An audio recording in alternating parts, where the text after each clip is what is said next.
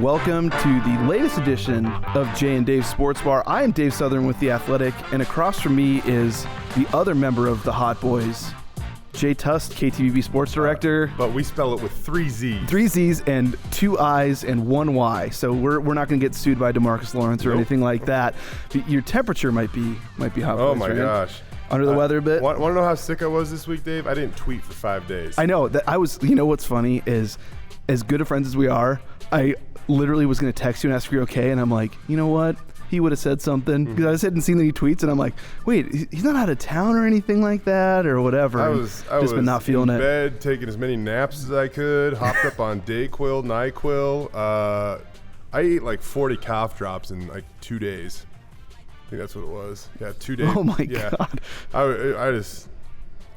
I just wasn't feeling Nice good. how many Skittles I had. So there you go. Mm-hmm. But I'm back enough. Yeah. I feel like I'm like 80%. Yeah. So It's wild. I like the when we got back from kind of vacation time after the bowl game and stuff like that. There was like a week where we didn't record this after we got back just because our schedules did not sync up, and thank God, because I was in the same situation you were, where I was like, I don't know if I would have been able to do it. Yeah. So it's very good that you made it here today. I think if you go back and listen to last week's podcast too, I had a couple coughs in there. There was the genesis of this. Yeah, I was just kind of setting the tone, I guess, for what was to come. My goodness, I honestly, man, I don't use very many sick days. I don't know last time I used a sick day, and I had to use one this last week. Will Hall picked up the slack though, like he always does. And also, we're recording on a Thursday. We usually do Wednesdays, but if we did Wednesday, I don't know if you would have been able to do it. I don't know if I could have made it yesterday. That's why some other stuff came up, and I was like, "Yeah, tomorrow's fine." I was like, "Gosh, sounds great." I don't want to be the guy, I don't be like, "Can we do it tomorrow?" Well, this brings us to the topic at hand. We were discussing that in the morning, and pretty soon after, a newsy bit came up where we probably wouldn't have been able to do this because or we would have had to delete what we did had we recorded right and redo it. Today. Yeah, exactly. So of course the biggest topic around right now, and to be frank, based on what I've looked at the metrics on The Athletic, one of the biggest stories out there right now, frankly, in college football for sure, is Boise State's legal complaint against the Mountain West. We call it a lawsuit. No one really corrected it until like 5 p.m. when most stories were out for a couple hours.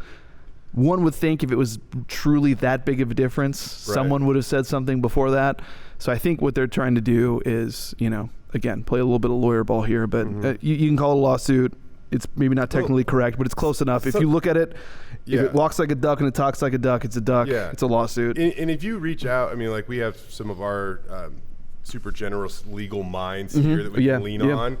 And even if it's just talking about the terminology of what's going on here, it doesn't matter the X's and O's of this thing, and you kind of lay it out for them, and even they kind of laugh. Like, when we initially kind of, dip our toe in the water of this subject to try to, gauge the temperature, I don't want to be the guy, like in my profession, if I call a running back a wide receiver, I look like an idiot. I just wanted to make sure that wasn't what we were doing in legal terms. Exactly. It doesn't sound like it. Even the people that are well versed in these issues and are on these topics, even they were giggling like, "Oh, well, okay, technically no, because they haven't summoned them to appear in court, but they've literally done everything out of that." They're like, even one of them I talked to was like, "So did you get your hands on it from Boise State?" I was like, "No, it was filed." And they're like, "So they filed the complaint?" I'm like, "Yeah." And they're like, "Wow, this is really just a matter of semantics here." Because And did you get it from Boise State? Huh?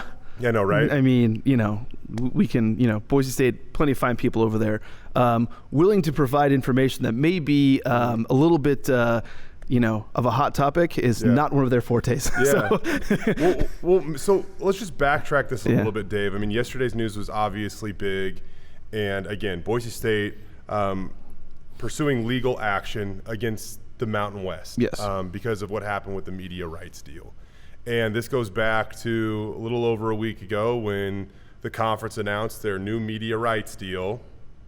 It now appears that maybe Boise State didn't give – 2 weeks ago.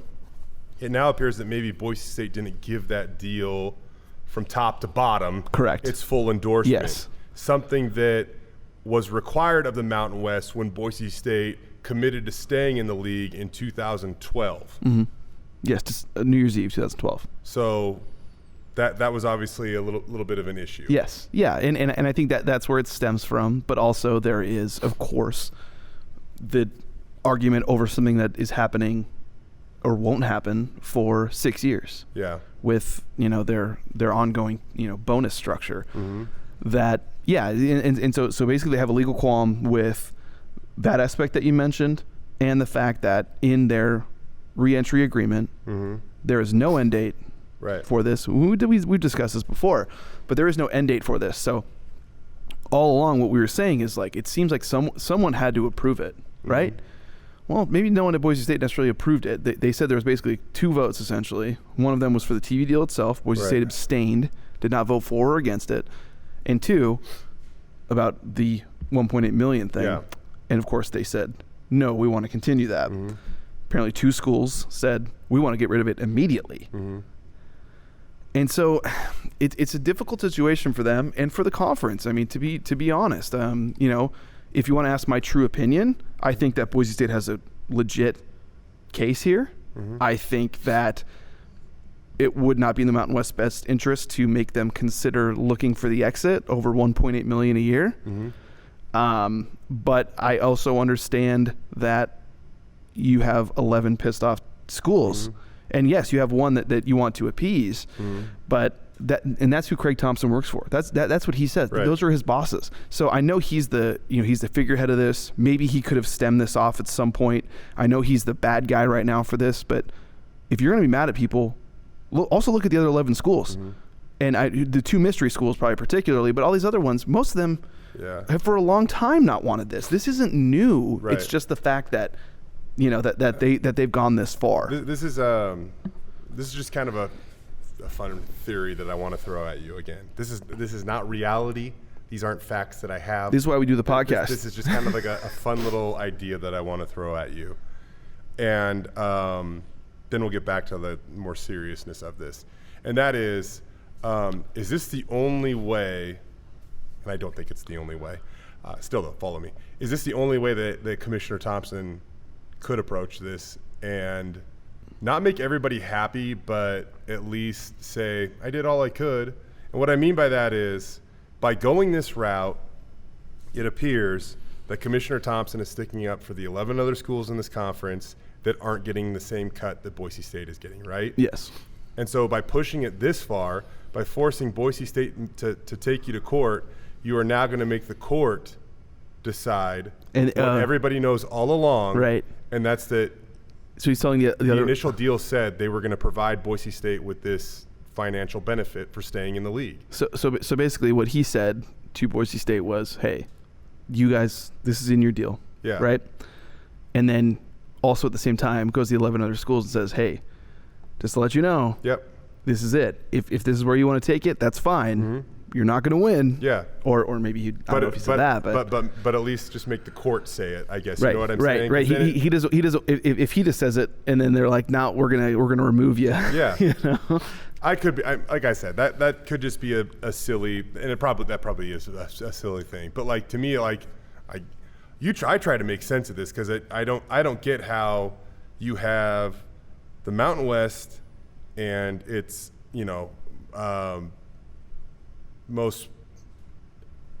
it's best product in the league. It's money maker. It is. No, it is. I mean, it is. How all of a sudden, like, how you're butting heads like this? Like, I don't get that. I know it with Thompson is, if you think about it, he was the primary one that gave you this deal in the first place. Yeah. Right? Mm-hmm. This was, whether it was, was Bob Custer said to him, hey, we want something sweet. He said, what about this? I don't know how that all worked out, but guess what? He was the one that helped you with this. Mm-hmm. So I'm not trying to defend Craig Thompson. I think he could have handled this whole thing a lot better. Yeah. I think there's other things he can and should have and should do better. Right? That's why you really start to get through this 17-page document that is the legal complaint that Boise State filed, and you start to sift through some of these things. And the theory that I laid out there, that's why you kind of realize like there's more to it than this. There's more conflict than this, because it sounded like in early December, Boise State's president, Dr. Trump, as well as the director of athletics, Kurt Apsey, met with Mountain West Commissioner Craig Thompson. Mm-hmm. What was laid out in that filed complaint that we were able to get our hands on yesterday makes it sound like that Boise State and the Mountain West were very much on the same page, and not only that they deserve to continue to get that $1.8 million, but maybe it was going to be prorated to be even a greater number because the new contract is worth more than the old contract. Correct. And then all of a sudden, it's just like, without any further discussion, you left on these good terms, and now it's just, oh, nope, and we're taking it away. Right. That I don't know, man. If that's literally the way that it went down, that's a hell of a shock. That's not good. Because you meet, like, I don't know who it's worse for. I feel like it's, I don't know. I feel like that if that's what happened with Commissioner Thompson, and he just not only went back on it, but went completely in the opposite direction without informing them at all. That is not good. I wonder if that's a case of, like, when you're around certain people, you say certain things. Around Boise State, tells them what they want, goes to the 11 other, and says something else. ADs and presidents, and says, I'll whatever you guys say, And I get it, but I think the reason I was saying that and not trying to defend him is that like, they put that deal in place in late 2012 to keep Boise State. And, we talked about it last week. You can debate about if they're still in the exact same place they were 7 years ago. Yeah. I don't think they are. But you're not moving the goalposts here by any stretch of the imagination. No. Even if they're not still at that level, they still are drawing more people watching their games. They're still the team that's going to be ranked more than the others. They've been winning more than the others. Like, I looked it up. Since they joined the Mountain West, they have 11 more wins than any other Group of 5 school. That other Group of 5 school, San Diego State, who Boise State was going to go to the Big East with anyway. But Boise State still has consistently won, and they still move the needle, and that's just the way it is. Like, it's not the same thing as it was 7 years ago, but I still think that it's very similar, and that if they want to appease their best school, it's the bed they created that. Yeah. They got to lie in it because they're the ones that made it. Yeah. I don't, to be a fly on the wall. Oh, you know what I mean? I can't even imagine what that's like. Because then after all this, so we talk about the facts, and then we talk about the unknown, and then after hours of speculation yesterday and trying to make sense of this all, that's when we get an email that I thought was going to be a statement, but it was 2 sentences, and the second half of the first sentence basically said, technically this is not a lawsuit. Right. And then the second sentence said that the Mountain West and Boise State are going to work together to try to find an answer without further litigation. And you're kind of like, so are you guys... Are you fighting or not? Are you fighting or working on press releases together? Like, I don't know. And that's why my theory that I threw at you earlier makes me believe, okay, maybe there's more to this than or maybe there actually is a game plan to this. Because there's been some people that maybe thought that the Mountain West was a little surprised by this. Yeah. And that Boise State did it just to be like, hey, we're serious. Yeah. And we want the Mountain West to listen, which they clearly have. And maybe that was its desired effect. I did write about it being a lawsuit in my story, but at the very end I did say, if it gets to a courtroom. Yeah. So, as with a lot of things, I think it would not be wise for either party to have this go all the way. You know what I mean? To figure out something. And that seems most advantageous to me because otherwise it's going to be acrimonious for years. But if you figure it out, you can say, hey, this is potentially just a speed bump. We can get over it. Yeah. The sooner you do that. Just think about where this is led, though. I mean, 6 weeks ago, we're sitting here on this podcast talking about how the Mountain West isn't doing enough to stick up for Boise State in the New Year's Six discussion. And now we're talking about the two schools going to legal battle with each other. And it's just like, What is happening? Yeah. In the American Athletic Conference, which is your main competitor out of the group of five, they have that conference commissioner saying whatever he needs to say to hype up his schools. Correct. And the Mountain West is fighting with their best one. I mean, like, what? Yeah. That's a great point. That's a great point. And that's about, again, another reason why not defending Craig Thompson, because you can't let it get to that point. You just can't. And here's the thing. There was a story today that Dan Wolken wrote in USA Today about how, it was a little vague, but it said like, oh, the AAC their ears have perked up about Boise State in the last couple weeks. Well, yeah, of course. I mean, of course. Yeah. Why wouldn't they? But in it did kind of mention something that I did find pretty interesting about any future conference. If they want Boise State, basically it says, do they also want the drama that comes with them? And think about it. At every step of the way, there's been something. And somebody pointed out. I think until the day Boise State gets in the Power 5, that's going to be it. Yeah. And that's your reputation. That is your great. You know what? Maybe you're the stir. Maybe that's your thing. Well, I'm confident in predicting this. If Boise State were to go to the American Athletic Conference, you're not getting a deal like you're getting in the Mountain West Conference. No. And what I mean by that is they're not going to be like, oh yeah, we'll give them $2 more million a year to come join our league. No. They're not going to do that. No, absolutely not. No. Yeah, and right. And is that what you want? Is it like, okay, well, we don't like the Mountain West because of X, Y, and Z. Go to the AAC. You're not getting extra money. If the TV deal is about what it is, yeah, you'll get more. Right now, Boise State probably would project to get them a little less than $6 million. This current deal, the American side is about $7 million. But you also have to factor in the travel stuff. Yeah. The fact that if you do move up a level in competition and hypothetically you win 9 games instead of 10, is that a big difference? And then also your other sports. That was one of the biggest things about the Mountain West move. Yeah. Was where do your other sports go? And that's expensive, and that's... I'm glad you brought that up, though. I mean, like, has the Mountain West really cracked up to what we thought it would be in, like, men's basketball? No, not necessarily. Outside of, like, the first 2 or 3 years? Right, no. Right. That's true. I mean, it's a one-bid league now. I mean, this is the West Coast Conference. It is funny that it's a one-bid league. Yeah. But that one bid might be like a 1 seed. True. Isn't that weird? I mean, or a high seed. Yeah. I mean, who knows? Yeah, I get what you're saying. Right, but that's still 1 bid.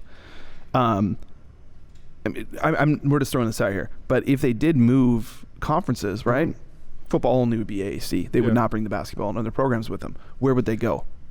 And this is always the thing that kind of, I don't want to say agitates me. It doesn't, because I could literally write, my entire job could just be talking about this sort of stuff. But people are like, well, why don't they just pair up with San Diego State and go to the American and put the other sports in the WCC? It's not that easy. It's also just not as easy to be like, well, I want to be in the Pac-12. Yeah. They do that tomorrow. They do it today. But it's not that easy. Where would they go? I mean, why would? And this is, I mean, like, I don't know of a school that. Sorry, Boise State fans. But what does the school bring the Pac-12 right now? Oh, I mean, it's... And by the way, it has to be enough to benefit every other school in the league, or they're not going to do it. Because right now, that pie that that suggests what their TV revenue is split 12 ways. And unless you can make that pie a lot bigger, all you're doing is adding another slice to it, and you're shrinking everybody else's bit of revenue. There's zero chance they would agree to ever do that. Right. And the I think you bring all their sports to the Pac-12. The Pac-12 is not just going to take a football-only member. Yeah. And I think the TV market thing, I think, is a little less of a factor than it used to be. I agree. Considering how borders change when it comes to that. Factors. Correct. Yes. But I mean, the football product, of course, it would be very competitive. And one of the arguments that I hate is when people are like, well, if they're in the Pac-12, they'd be middle of the road. That's some Joe Schmo on Twitter. It doesn't even matter at this point. Yeah, right. It doesn't matter. But also, guess what? Yeah. They don't have the same budget. Yep, exactly. All that stuff is those schools. You can't say that. Changed. You can't say that. Yep. Like, to me, that's... I mean, look at Washington State, my alma mater. In terms of finances, it's at the bottom of the Pac-12, and they have a football facility that's 3 times the value of Boise State. Right, exactly. So, I mean, things are different in that league. It's so different. I just hate that argument. I think it's so stupid. But it's like, if you just, just kind of add to like, oh, well, they already have these good recruits here, and here's what they've done with them, and here's what they've done. If you say, you pump in X amount of millions of dollars into it, they should probably maybe improve with that. But that's likely, but you just don't know. That's why I think is anyway. Yeah. But back to the topic, as far as what happens next, that is. It's hard to figure out, but I wouldn't, to be honest, like I said, the longer this stretches along, the worse for everybody it is. I wouldn't be stunned now that this has come up, and at the end of their thing, they said they hope to avoid litigation, that they will find some sort of happy medium. I think they will. If I had to guess, maybe they say, Boise State, you got to keep getting your 1.8 and that's it. Or maybe a little more than that. If you look at the end of that document, it does not mention getting more than 1.8. Talking about what Boise State wants. They want certain damages. Maybe that would end up giving them more. Just mentions the 1.8. Does not ask for that extra. And I wonder if that is part of the sticking point. That you call it confidence when you're a fan of a team. Everybody outside of it calls it arrogance, right?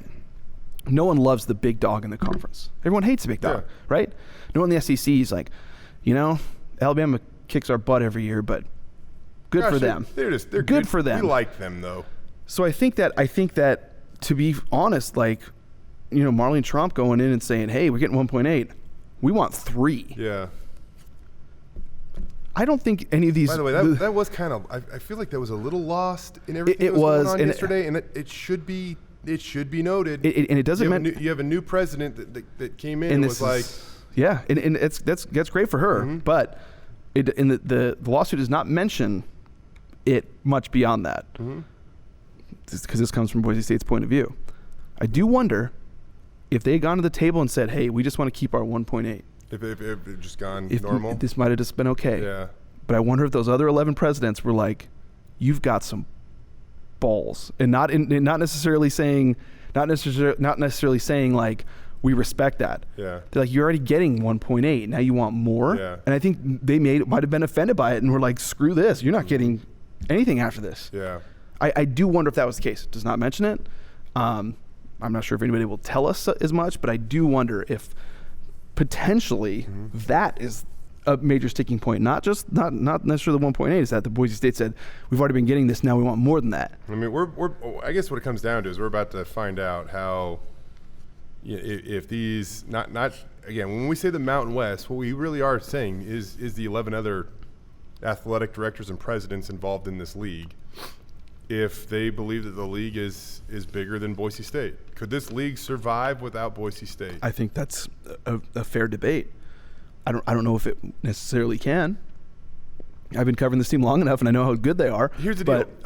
Could it survive? Yeah, but I mean, like, I know that if there's anybody outside of this market listening to this right now, they'll probably call us homers because, most of the things we say sides with Boise State. But, I mean, honestly, what's the difference between, the old Western Athletic Conference or the Sun Belt or any of those conferences if Boise State's out of this league? There's not. Like, you're going to have, to be honest, you have San Diego State. Right?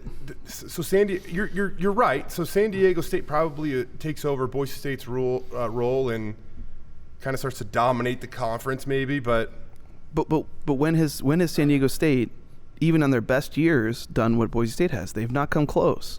As good as they are, I think they're fantastic. I genuinely love watching San Diego State football, even though their offense makes me want to pull. Maybe not this year. Right, their offense makes me want to pull my eyes out, but their defense, whoo. Yeah.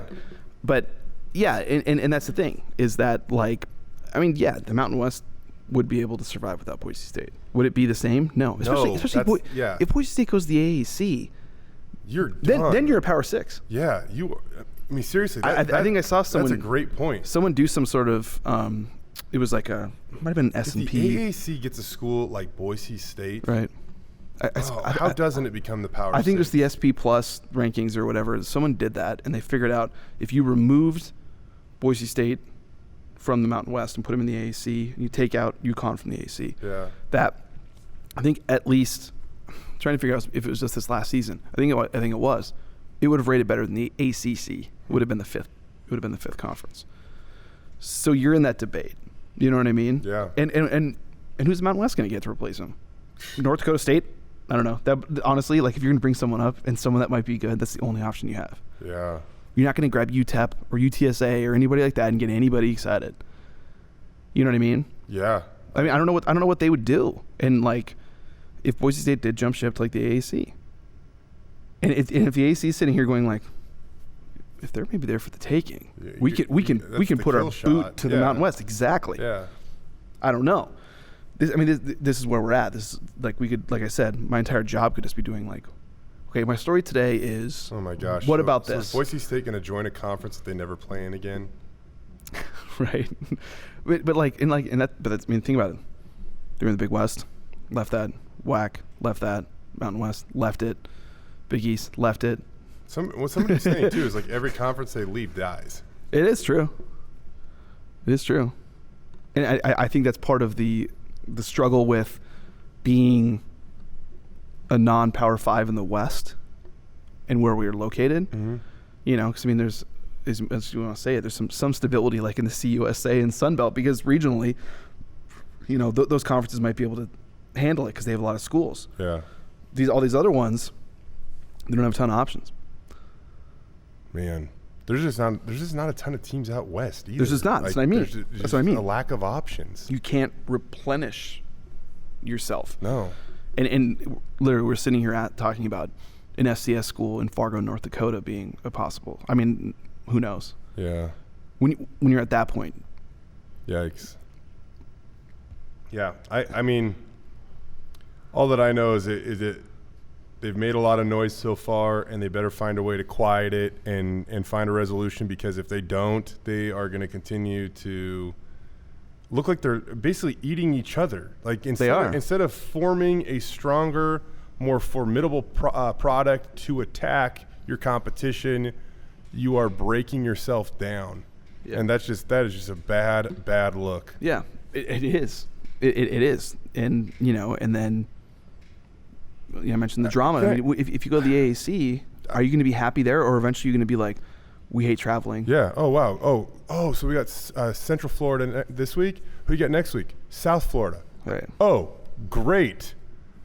Back-to-back 2,000-mile road trips across the country. And then if they expand west, like, you know, when I talked to Bob Custer this summer about that potential Big East move, right, from a couple years ago, what he told me is he said, hey, if the AAC makes an actual push to add a Western division, if he was still president, he would be very interested. And he thinks Boise State should listen. That was just his opinion. What if the teams in that what if they pick up Mountain West teams? Yeah. Will Boise State be upset, being like, well, level competition, our division's not that good? I don't know if you can have it both ways. Maybe it is. Maybe if they get San Diego State and then they have, you know, they play the Texas schools, maybe that's good. I'm going to throw one at you, Dave, and I probably should have warned you about this first, but you do see some of the reaction on social media and stuff, and you know, a lot of people are speculating yesterday. I don't say a lot, but definitely saw it a number of times if the commissioner is going to get fired over something like this. Right.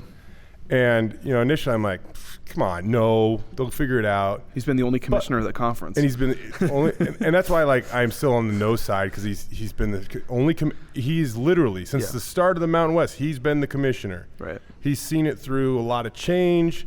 He built it up to its height. I don't think that the conference is at its peak right now. I think it was a few years ago. But isn't that their tagline? At the peak. At the peak, yeah. But I just got to say, like, if the water's not smooth, the ship is rocking, it's not sinking, but it feels like it is taking on water a little bit. And as the captain of that ship, man, I think that it's not a good look. So to to say no that he won't completely, like, I don't know if I can agree with that, but man, he just, there's probably a lot of voices from 12 different directions that he's hearing right now. And I don't know how you quiet all 12 at one given time. I think it's exceedingly difficult. It shouldn't have got to this point. That's what I think. That if, you know. And that's why when I say, like, is he going to get fired or should he? I still side with no, but like I think we are kind of tippy-toeing towards the area where we can at least say, like, I don't know if he's as effective as he once was. But also at the same time though, what if he does, right? Yeah. What if he does? Get a new commissioner in there. What if that new commissioner goes, guess what? I care about all 12 schools, not just that one. Yeah. Then are people Boise State going to be like, well, screw the Mountain West? You know, it's just like it just. Well, that's what I mean. Like, so does the contract that he signed with Boise State, 8 years ago or whatever how long ago it was now, does that not apply to a new commissioner? Right. I'm like, I don't know. Right. It did have that. I mean, again, that last thing, it's a binding effect with anything in the Mountain West Constitution or anything anyone else has ever signed. Yeah. And that's pretty cut and dry to me for that. And so okay, there you go. It's so wild that like we're talking about all these different things with this one topic, right? It's wild. Yeah. It's wild. Like we're sitting here on I asked Craig about the TV rights thing the day before the Mountain West Championship, and he didn't answer it straightforward. Didn't think much of it. Even when it came January 9th, I saw Kurt Apsey in the hallway at the Varsity Center, and I kind of asked him in passing. I said, think this is going to be a good thing for you guys, because I knew it was coming. I didn't know exactly the details. And he goes, now in hindsight, it's funny. He goes, yeah, most of it. And I was like, wah. And I wondered about that. And this all has created this huge discussion. And if they can resolve it soon, does this all go away? Or do people say, even though we got it resolved and most parties are happy, do they still want to get rid of Thompson? Do they still want to go to another conference? Even if you find a way to resolve this, though, forever, you're going to be just like, still, something's about you is going to be on edge forever now with this deal. Even if you find a way to settle it right now. Right. If you say you get $2 million instead of 1.8 or whatever. There's going to be something that just leaves you a little bit on edge moving forward. Like, will they try this again? Or, I don't know, are they building towards something bigger down the road where they can really actually get at us? Or, I don't know. But I will say this, though, when it comes to the other 12 teams in the league, you do have to stop and take a moment to try to identify with them, see this through their eyes, and like, I mean, can you imagine trying to beat a team that consistently wins the division, that consistently plays in the conference title game, that consistently hosts the conference title game for that matter? You're supposed to find a way to beat them, and you make less money than them. Right. Significantly less money than them. Right.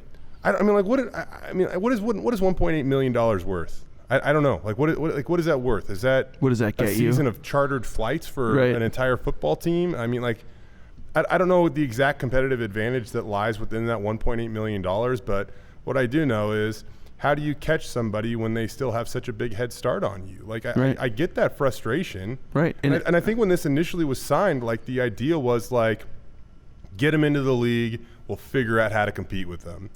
But now we're so long into this relationship, and much of the teams haven't caught up. No one has. And that's the thing, too, is, like, as much as the other teams in the conference kind of want to beat their chest and, or maybe complain, no one's done it. I mean, or consistently. I mean, yes, San Diego State has a good record against Boise State. San Diego State's the closest thing that they have. Yeah, totally. But I guess what I'm saying is that but they still haven't made a New Year's Six Bowl. They still haven't made a New Year's Six Bowl. The best thing is when they went and they made it to the Vegas Bowl and they played Houston, right? Who wasn't even a Group of 5 team. I mean, no offense to San Diego State, not a Power 5, right? They can, not a Power 5 team. They couldn't control that matchup. That matchup was created, but that's like the best. And that was what the closest that any Mountain West team other than Boise State in any season has been close to sniffing that bid. Right. That was 2016. So that was and that would have been the Western Michigan season. Okay. And even if Western Michigan lost, they were so high ranked, maybe they still would have got the bid. Right. Or maybe someone from the AAC would have. Houston might have. Like was San Diego State third in the pecking order that year? That's the closest they've been. Boise State, like, at least routinely, if one of these, AAC teams was to get knocked off, they would have been in striking distance. Yeah. Last year, we were sitting there watching that game before they played Fresno, and we were like, well, Memphis loses, or if Memphis beats UCF, and then Boise State beats Fresno, Boise State gets the bid. Of course, UCF won. Well, that's how close they've been. Right. I also feel like whenever Boise State hasn't won the league, and this might be kind of an unfair way to look at this, but like when Boise State hasn't won the league, it's more other teams in the league hoping Boise State has a down year than them just being good. We're at our best, you're at your best, but guess what? We can still beat you. Yeah. Like that's not the case. It's usually Boise State. I hate to call a 3-loss season a little bit of a lull, but like that it's like Boise State's not at its peak whenever a team does best them. You never we haven't reached the end of this thing with 2 12-1 teams, and it's just David versus Jay in the so you're Goliath in this one. Damn. Yeah. In the in the actually it's not I don't know why I said it like that. It's not David versus Goliath. It's David versus David. It's Goliath versus Goliath. Right. Like you want that moment. We just haven't. Yeah. We haven't hit it yet. They haven't. And you even try to forecast 2020, and you look and you're like, my God, everyone in the West changed coaches. Air Force looks in theory like they're going to be really good again, but it's Air Force. There's still a little bit of unpredictability to them. Yeah, there's some unpredictability. They go 9-3 or 10-2. That's a great year, but is that going to be enough? If they're better than Boise State, is that going to be enough to get into year 6? I don't know. There's just no one obvious to me that's like, look at them. Because at least like when Boise State lost to Nevada in 2010, they go on the road, right? Before that season, you looked and you were like, holy crap, Nevada's going to be good. Yeah. And like that's going to be, but like this year it's kind of like Air Force should be good. Mm-hmm. That's about it. Yeah. You know what I mean? Like that. Honestly, that's about it. And does that 1.8 million make it that much of a difference for those schools not to be as competitive? I don't think it does, because Boise State came into this league not getting that, and they were good. Here's the deal: this is what it comes down to. If you're one of these other schools, the other schools aren't missing out on 1.8 million.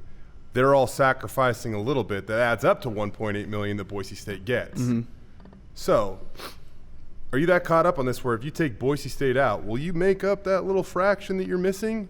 And if so, is that enough to just please everybody? I don't think it is, man. You're a better conference with Boise State, and I know that the 11 other teams in this league might not like it, but they better find a way to at least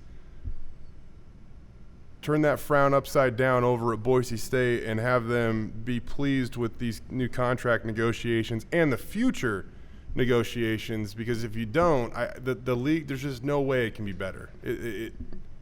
I don't see it. I cover that team, so maybe you're viewing me as short-minded, but I don't see it. Our boy, we'll call him Ryan Prosky. He DM'd me like a professional skier. Yeah, exactly. He's not, and I found that out.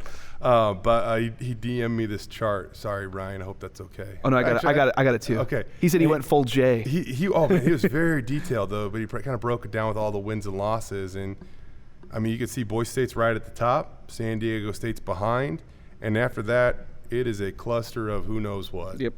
And cluster of who knows what does not get people watching on TV. Because Air Force right behind. They're still a decent amount behind. But they are. They were like 10 wins, I think, behind or something like that.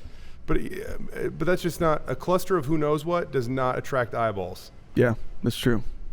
It is true. And I just think that, I mean, okay, before we turn the topic. Yeah, which we should. What do you think the best solution is? To this whole thing.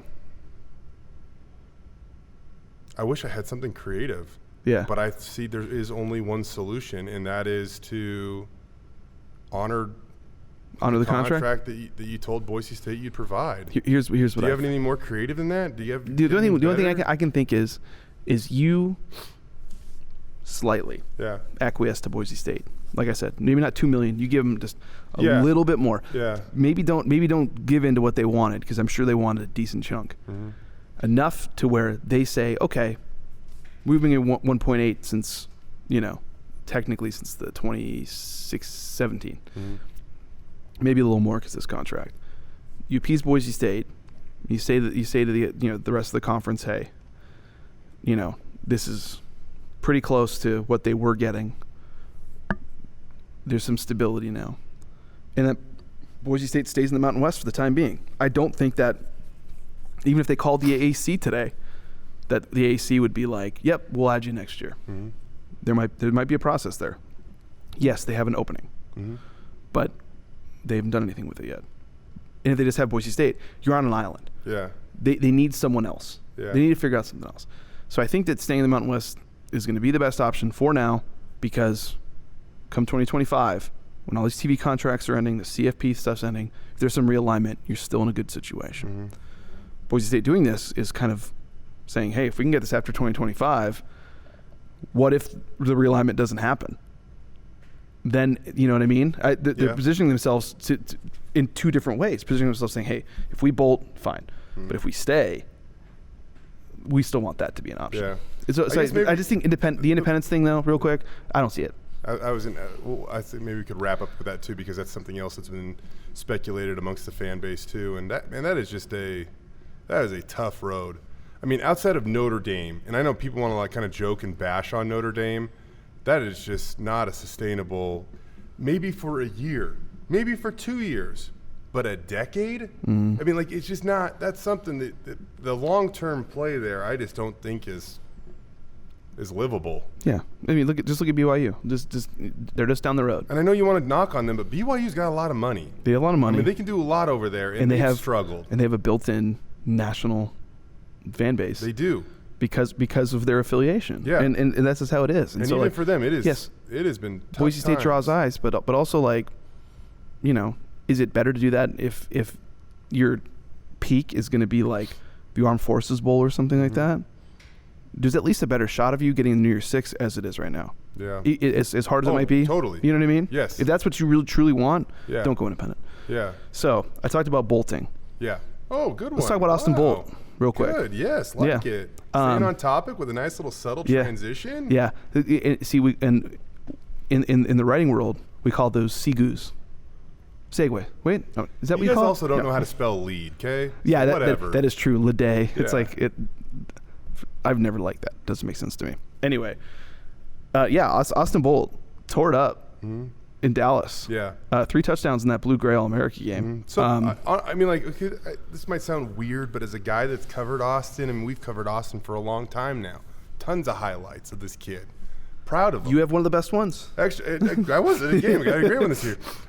Really proud of the kid. Like, I honestly am. And I mean that. I would say that about any Idaho athlete that took his game to a national stage and said, what up? Yeah. You know what I mean? He's the only kid from the state in that game, The right? only kid from the state in that game and absolutely balled out. He was arguably the best player on the field. Yeah. And that not knocking it at all. That All-Star game. It's not the top of the top. Not. I get it. No, but because some of the kids even from Colorado, I was like, who the hell's that? Yeah. Like, I didn't know who some of them were. But there are a fair amount of kids that are. It's not the Under Armour All-American game. But there are a fair amount of those kids committed FBS programs, and he's the only one from the state, and he scored 3 touchdowns. Like right there. There you go. And considering that, maybe at Borah he wasn't always catching as many passes, right? Because he was playing out of position to help the team. Right. Yeah. And so, when you see Boise State recruiting was a tight end, but you see his recruiting profile, it says ATH. That fits because the dude can be just about anywhere. And I think that that's the thing that Boise State is. It's a challenge for them, but also an exciting thing for them is to put him in a spot and let him grow in one place instead of. It's another thing we all got a chance to kind of see in that game, though, is just the fact that he competes. Yeah. Austin competes. He shows up, he works hard, he's tough, and he competes his freaking butt off. I'm gonna check out one of his basketball games, and I texted someone about him, and they described his basketball playing style as balls to the wall all game long. You talked to JP? It was JP. Very good. Yeah, it was. It's true, buddy though, JP. man. Yeah, it's true though. Yeah, that's how he described it. Since the moment he made varsity, like he's always the first kid on the floor, diving after a loose ball. He's just so consistent with the effort he gives, and He is who he is. He's a kid that, like, that's another reason why you offer this kid or sign a kid like this, just because you know what you get. Like, you don't worry about things. You don't worry about him getting in trouble. You don't worry about him not working hard. You don't worry about him quitting on you. Yeah. Like, I believe you can start with somebody that you got that all that stuff figured out. And as a young kid that's 6'4", 225, you got a great foundation for success. Yep, and that's huge. Yeah, it's that foundation. And turning real quick, we did mention him as a basketball player. Again, transitions, my forte as a writer, right? Boise State basketball. Yeah.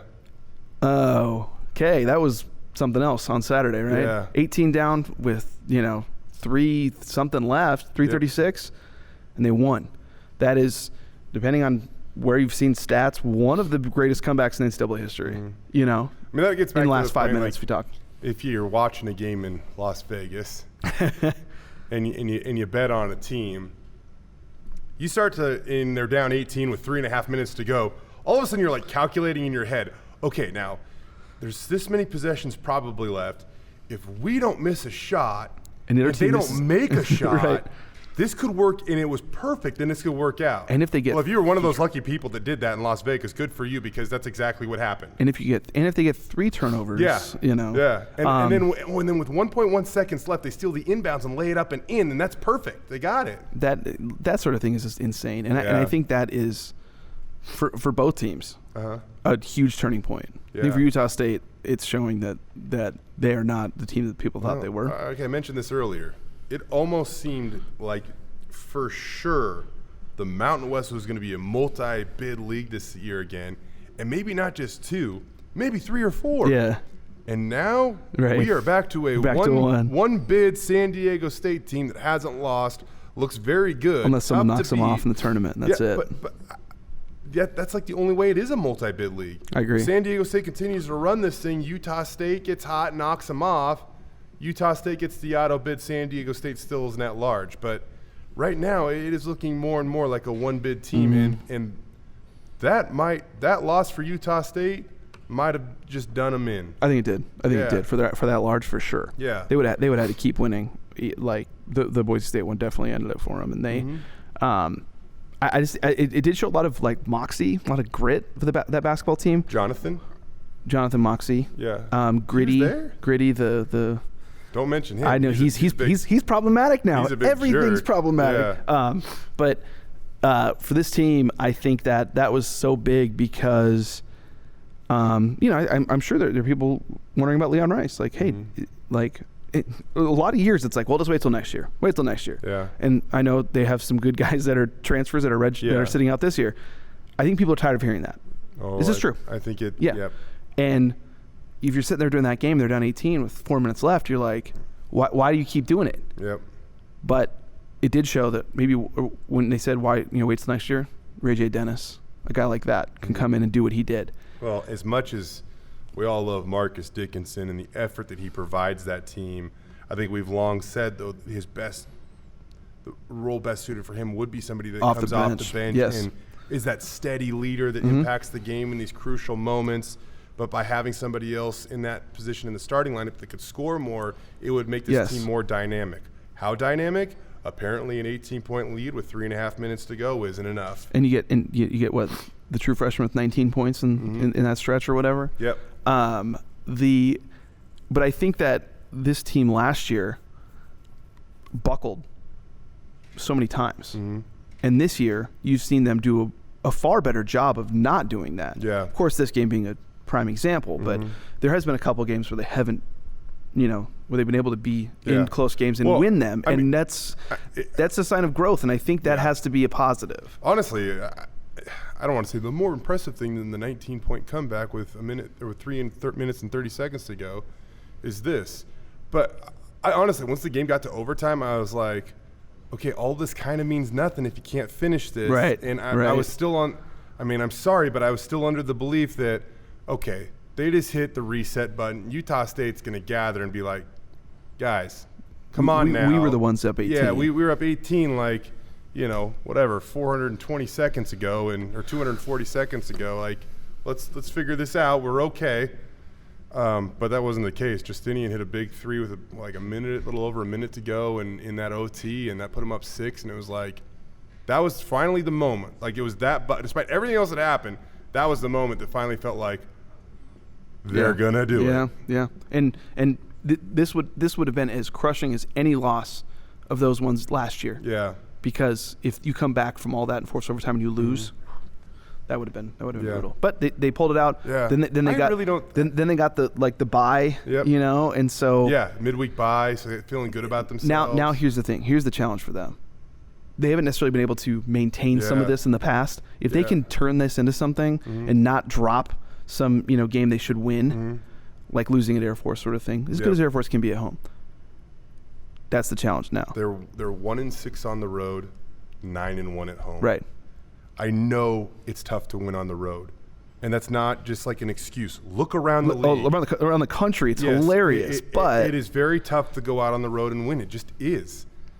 But you got to find a way to get a few. And quietly, Justinian Jessup's just having this super admirable type season. Like, where it's just like he is just so steady and calm in what he does, and confident, and now clutch. And I just kind of really appreciate some of like these little moments that he's done. Like, despite all the chaos in that comeback, Ray J makes the 3 to pull him within 2 with 2 seconds to go or whatever the exact time was. And immediately, Justinian goes into this mode where he's going to look like he's clinging to this to one inbounds guy, and he immediately falls off of him and intercepts a pass. And it was just this senior instinctual, I'm not going to panic, I'm going to do the only thing that will allow us to win this game move, and he did it and lays it in, probably gets fouled, didn't get called. But I don't know, I just makes that 3 with a minute to go in OT. He's really having this cool, calm senior season that, again, even if he's not scoring 30 a night, it's something we should appreciate. Yeah, be able to do it on both ends. Yeah, getting and those both steals and stuff, ends, what I mean? Dave. That's pretty big, especially considering usually when you got a guy who's 3-point shooter, sometimes not always the guy who's going to be defending the best. So it's back on the road to Fresno State for them this weekend. The ladies, really quick, huge home game against Fresno State. Yes, it's not going to decide the Mountain West Conference or anything like that. But if Boise State can't win this game, they fall significantly behind in their chance to get that 1 seed. Fresno State's undefeated in conference play. Boise State has 2 losses in conference play. This is why this is huge. If you lose, you don't fall 3 games behind, you fall 4 games behind, because this is also will determine the head-to-head. Boise State and Fresno State only play once. So if you lose this game and you're Boise State, it is a steep uphill climb, and you're going to need a lot of help to get to the top. Just get that 1 seed. Right? Yeah. So, big ones then coming up. Next week, we're going to be on a bye because we'll buy action. Because when I return, I might be a little more tan. Be in the Caribbean, so I will be here. Nice. Good for you guys. Yeah, it'll be fun. Wife getting out of town for a few days. I got a baby shower in a couple weeks. Sweet. So I get to go. Really stoked. Yeah. In a couple weeks. Dudes love baby showers. I hear. Absolutely. So that's good. You're gonna have to be at it. I'm at it. Believe me, I had a number of pitches and creative ideas where maybe the guys do something different. Yeah, I was going to say, that's not a bad idea. They were bad ideas. Oh, apparently. Oh. Yeah, I was told. Grand. No, I'm just kidding. It'll be fun. It'll be awesome. Dave, have fun. Thanks, man. You at least should have a good time. Yeah. We'll have tiny bit of internet access, so I'll somewhat stay in the loop. Yeah, just don't pull a J and don't tweet for 5 days right, and make everybody worry that's about you. That's true. I will here and there. I think I'll have some things running in the Athletic next week. So okay. So like that I'm trying to put in the can. So like those will run, and I should probably put those out on social media when I do see them. But otherwise, I'll probably miss some breaking news or something. I'm sure something huge will happen. I won't be. I'll put stories in the can. Just don't kick the can. Correct. Okay. Perfect. Awesome. Well, buddy, and we also, next time we talk to you, your voice will have returned fully. You will be back to 100%, I'm sure. Sorry for the sniffles. My bad. Fun week. Topic we discussed today won't be going away, so I'm sure we'll address it again soon. On Jay and Dave Sports Bar, serving the Idaho sports scene. For Dave Southern, Jay Cust. See you next time.